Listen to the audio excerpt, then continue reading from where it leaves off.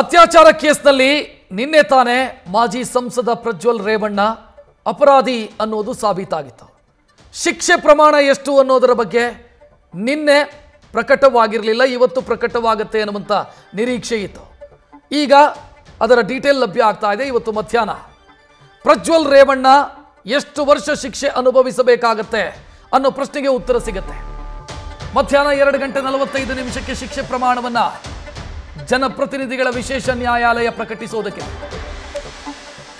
ಶಿಕ್ಷೆ ಪ್ರಕಟ ಮಾಡೋದಕ್ಕಿಂತ ಮುಂಚಿತವಾಗಿ ವಕೀಲರ ವಾದ ಪ್ರತಿವಾದವನ್ನ ಕೋರ್ಟ್ ಆಲಿಸಿದೆ. ಪ್ರಜ್ವಲ್ ಪರ ಹಿರಿಯ ವಕೀಲೆ ನಳಿನಾ ಮಾಯಗೌಡ ವಾದ ಮಂಡಿಸಿ ನನ್ನ ಕಕ್ಷಿದಾರನ ವಿರುದ್ಧ ಏನು ಅಪರಾಧ ಸಾಬೀತಾಗಿದೆ, ಶಿಕ್ಷೆಯ ಪ್ರಮಾಣವನ್ನು ಕಡಿಮೆ ಮಾಡಿ ಅಂತ ಕೇಳಿಕೊಂಡಿದ್ದಾರೆ. ಆದರೆ ಸರ್ಕಾರದ ಪರ ಎಸ್ಪಿಪಿ BN ಜಗದೀಶ್ ಮತ್ತು ಅಶೋಕ್ ನಾಯಕ್ ವಾದ ಮಂಡಿಸಿದ್ರು, ಗರಿಷ್ಠ ಶಿಕ್ಷೆ ವಿಧಿಸಬೇಕು ಅಂತ ಆಗ್ರಹಿಸಿದರು. ಪ್ರಜ್ವಲ್ಗೆ ಶಿಕ್ಷೆ ಕಡಿಮೆ ಮಾಡಬೇಕು ಅನ್ನೋದು ಪ್ರಜ್ವಲ್ ಪರ ವಕೀಲರ ವಾದ ಆಗಿತ್ತು. ಎರಡೂ ಕಡೆಯ ವಾದ ಪ್ರತಿವಾದವನ್ನು ಆಲಿಸಿ ಅಪರಾಧಿಯ ಅಭಿಪ್ರಾಯವನ್ನ ಕೂಡ ಆಲಿಸಿದೆ ನ್ಯಾಯಾಲಯ. ಮಧ್ಯಾಹ್ನ ಶಿಕ್ಷೆಯ ಪ್ರಮಾಣ ಪ್ರಕಟವಾಗುವಂತ ಸಾಧ್ಯತೆ ಇದೆ.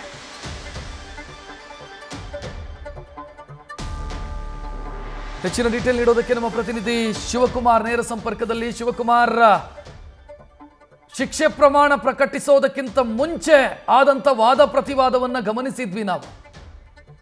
ಬಹುಶಃ ಗರಿಷ್ಠ ಅಂತಂದ್ರೆ ಜೀವಾವಧಿಯವರೆಗೂ ಕೂಡ ಶಿಕ್ಷೆ ವಿಧಿಸೋದಕ್ಕೆ ಅವಕಾಶ ಇದೆ. ಆ ಸೆಕ್ಷನ್ಗಳಲ್ಲಿ ಸಾಧ್ಯತೆಯ ಬಗ್ಗೆ ಏನ್ ಚರ್ಚೆ ಆಗ್ತಾ ಇದೆ?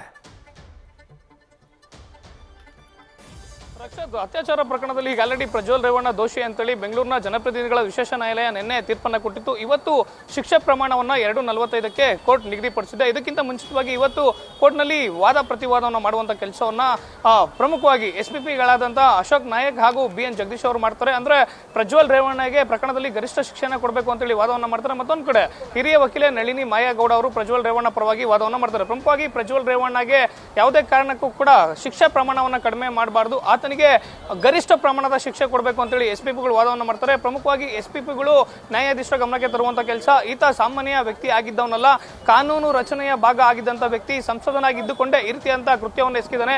376N ಅಂದ್ರೆ ಕೆಲಸದವರ ಮೇಲೆ ಅತ್ಯಾಚಾರ ಎಸಗುವಂತ ಕೆಲಸವನ್ನು ಮಾಡಿದ್ದಾನೆ. ಜೊತೆಗೆ ಆತ ಅತ್ಯಾಚಾರವನ್ನು ಎಸಗುವಂತ ಸಂದರ್ಭದಲ್ಲಿ ಅವರ ಇಚ್ಛೆಗೆ ವಿರುದ್ಧವಾಗಿ ಬಲವಂತವಾಗಿ ಅವರನ್ನ ಬೆದರಿಕೆಯನ್ನ ಒಡ್ಡಿ ವಿಡಿಯೋವನ್ನ ಮಾಡ್ಕೊಂಡಿದ್ದಾನೆ. ಜೊತೆಗೆ ಕೇವಲ ಓರ್ವ ಮಹಿಳೆಗೆ ಈತ ಈ ರೀತಿಯಾಗಿ ಮಾಡಿಲ್ಲ, ಹಲವಾರು ಮಹಿಳೆಯರಿಗೆ ಇದೇ ರೀತಿಯಾಗಿ ಲೈಂಗಿಕ ದೌರ್ಜನ್ಯವನ್ನು ಎಸಗಿದ್ದಾನೆ, ಅತ್ಯಾಚಾರವನ್ನು ಎಸಗಿದ್ದಾನೆ ಅಂತೇಳಿ ವಾದವನ್ನು ಮಾಡ್ತಾರೆ. ಜೊತೆಗೆ ಈತ ಪ್ರಕರಣ ಆದಂತ ನಂತರದಲ್ಲಿ ಸಂತ್ರಸ್ತೆಯವರನ್ನ ಕಿಡ್ನಾಪ್ ಅನ್ನ ಮಾಡಿ, ಅವರ ಕುಟುಂಬಸ್ಥರನ್ನ ಕಿಡ್ನಾಪ್ ಮಾಡಿ ಈತ ತನಿಖೆಯ ದಿಕ್ಕನ್ನು ತಪ್ಪಿಸುವಂತ ಕೆಲಸವನ್ನ ಮಾಡ್ತಾನೆ. ಜೊತೆಗೆ ಪ್ರಕರಣ ಹೊರಗಡೆ ಬಂದಂತ ನಂತರದಲ್ಲಿ ವಿದೇಶಕ್ಕೆ ಪರಾರಿಯಾಗುವಂತ ಕೆಲಸವನ್ನ ಮಾಡ್ತಾನೆ. ಆರೋಪಿತ ಸ್ಥಾನದಲ್ಲಿ ಇರುವಂತಹ ವ್ಯಕ್ತಿ ಸಾಮಾನ್ಯ ವ್ಯಕ್ತಿ ಅಲ್ಲ, ಆತ ಕೋಟ್ಯಾಧೀಶ್ವರ ಆಗಿದ್ದಾನೆ. ಜೊತೆಗೆ ಹಿಂದೆ ಸಂಸದನಾಗಿದ್ದಂತ ವ್ಯಕ್ತಿ. ಯಾವುದೇ ಕಾರಣಕ್ಕೂ ಶಿಕ್ಷೆ ಪ್ರಮಾಣವನ್ನ ಕಡಿಮೆ ಮಾಡಬಾರ್ದು, ಇದು ಸಮಾಜಕ್ಕೆ ಒಂದು ಮಾದರಿ ಆಗಬೇಕು ಈ ಪ್ರಕರಣ. ಹೀಗಾಗಿ ಗರಿಷ್ಠ ಪ್ರಮಾಣದ ಶಿಕ್ಷೆ ಅಂದ್ರೆ ಕನಿಷ್ಠ 14 ವರ್ಷಗಳ ಶಿಕ್ಷೆಯನ್ನ ಈ ಪ್ರಕರಣದಲ್ಲಿ ಪ್ರಜ್ವಲ್ ರೇವಣ್ಣಗೆ ವಿಧಿಸಬೇಕು ಅಂತೇಳಿ SPPಗಳಾದಂಥ BN ಜಗದೀಶ್ ಹಾಗೂ ಅಶೋಕ್ ನಾಯಕ್ ಅವರು ವಾದವನ್ನ ಮಂಡನೆಯನ್ನ ಮಾಡ್ತಾರೆ. SPPಗಳು ಮಾಡಿದಂತ ವಾದ ಮಂಡನೆಗೆ ಪ್ರತಿವಾದವನ್ನ ಮಾಡಿದಂತ ಪ್ರಜ್ವಲ್ ರೇವಣ್ಣ ಪರ ಹಿರಿಯ ವಕೀಲೆಯಾದಂಥ ನಳಿನಿ ಮಾಯಗೌಡ ಅವರು, ಪ್ರಜ್ವಲ್ ರೇವಣ್ಣ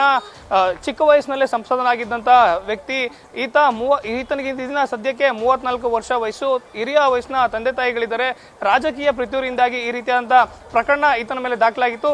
ನ್ಯಾಯಾಲಯ ಕೊಡುವಂತ ತೀರ್ಪನ್ನ ನಾವು ಗೌರವಿಸ್ತೀವಿ, ಆದ್ರೆ ಕಡಿಮೆ ಪ್ರಮಾಣದ ಶಿಕ್ಷೆಯನ್ನ ಕೊಡಬೇಕು ಅಂತೇಳಿ ಅವರು ವಿನಂತಿಸ್ಕೊಳ್ತಾರೆ. ಜೊತೆಗೆ ಈತನ ಮೇಲೆ ಇರುವಂತಹ ಆರೋಪ, ಜೊತೆಗೆ ಪ್ರಕರಣಕ್ಕೆ ಸಂಬಂಧಪಟ್ಟಂತೆ ಏನ್ ಪೆನ್ಡ್ರೈವ್ಗಳು ವೈರಲ್ ಆಗ್ತವೆ ಅವು ಚುನಾವಣೆಯಲ್ಲಿ ವೇಳೆಯಲ್ಲೇ ವೈರಲ್ ಆಗಿದ್ದಂಥದ್ದು. ಜೊತೆ ಇವೆಲ್ಲವೂ ಕೂಡ ರಾಜಕೀಯ ಪಿತೂರಿ. ಕಡೆಯದಾಗಿ ನಳಿನಿ ಮಾಯಗೌಡ ಅವರು ನ್ಯಾಯಾಧೀಶರ ಗಮನಕ್ಕೆ ತಂದಿದ್ದು, ತಾವು ಕೊಡುವಂತ ತೀರ್ಪನ್ನ ನಾವು ಗೌರವಿಸ್ತೀವಿ, ಆದ್ರೆ ಕಡಿಮೆ ಪ್ರಮಾಣದ ಶಿಕ್ಷೆಯನ್ನ ಕೊಡಬೇಕು ಅಂತೇಳಿ ನಳಿನಿ ಮಾಯಗೌಡ ಅವರು ಒಂದು ಮನವಿಯನ್ನ ಮಾಡ್ತಾನೆ. ಮತ್ತೊಂದು ಕಡೆ ಪ್ರಜ್ವಲ್ ರೇವಣ್ಣ ಕೂಡ ಕೋರ್ಟ್ ಹಾಲ್ ಒಳಗಡೆ ವಾದ ಪ್ರತಿವಾದ ನಡೆಯುವಂತ ಸಂದರ್ಭದಲ್ಲಿ ಆತ ಕಣ್ಣೀರನ್ನು ಹಾಕ್ತಾನೆ. ಜೊತೆಗೆ ನ್ಯಾಯಾಧೀಶರು ಕೇಳಿದಂತ ಪ್ರಶ್ನೆಗೆ ಆತ, ನಾನು ಯಾರನ್ನು ಕೂಡ ದೂರೋದಿಲ್ಲ, ನನಗೆ ದಯವಿಟ್ಟು ಕಡಿಮೆ ಪ್ರಮಾಣದ ಶಿಕ್ಷೆ ಕೊಡಬೇಕು ಅಂತೇಳಿ ಆತ ನ್ಯಾಯಾಧೀಶರ ಬಳಿ ಕಣ್ಣೀರನ್ನು ಹಾಕಿ ಕೇಳ್ಕೊಂಡಿರುವಂತದ್ದು. ರಕ್ಷತ್, ಥ್ಯಾಂಕ್ ಯು ಶಿವಕುಮಾರ್ ಮಾಹಿತಿಗೆ. ನ್ಯೂಸ್ ಫಸ್ಟ್ ನಿರ್ಭೀತಿಯಿಂದ ನಿಮ್ಮ ಪರವಾಗಿ.